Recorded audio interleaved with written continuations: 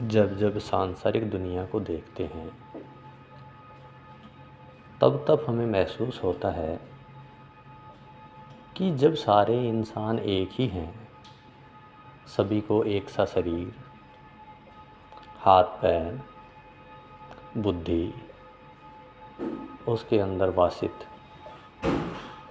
आत्मा, उसके शरीर में चक्रों का गठन, सब में समान रूप से दे रखा है।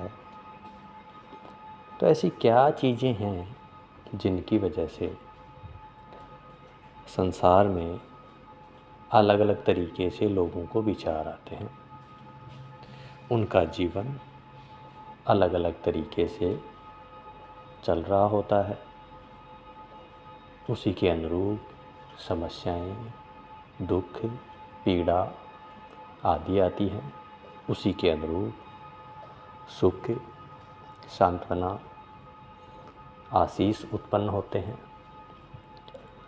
और एक इंसान जो इस हड्डी और मांस के पुतले में है, वो इसी शरीर के माध्यम से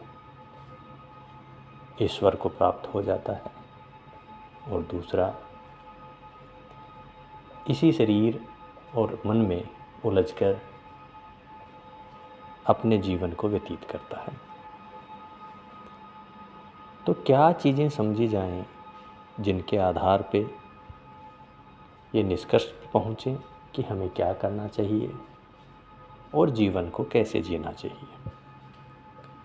इसके लिए हमें थोड़े जीवन पे ध्यान देना होगा और देखना होगा कि एक चीज़ ऐसी है जिस पे हम ध्यान नहीं दे पाते हैं, बाकी सभी चीज़ों पे हमारा ध्यान जाता है, वो चाहे भौतिक चीज़ें हैं या काल्पनिक। लेकिन मन एक ऐसी चीज़ है जिस पे हमारा ध्यान नहीं जाता है, उसकी चंचलता को हम पकड़ नहीं पाते हैं। जीवन में जितनी भी उठापटक है, जितनी भी समस्याएं या खुशियां हैं, उनका मूल आधार हमारा मन ही है। उसी के आधार से जीवन का निर्धारण होता है,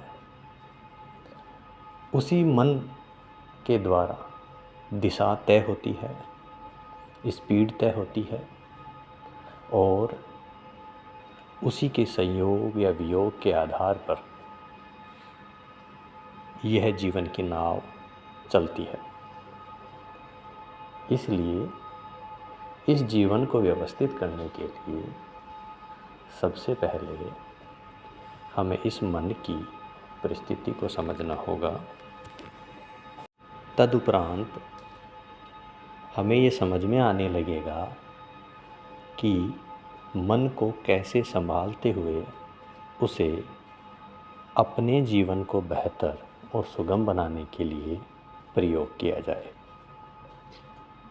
यह देखने और सुनने में जितना सुगम एवं आसान लग रहा है, उतना सरल और आसान नहीं है। लेकिन इसको कुछ विधियों से हम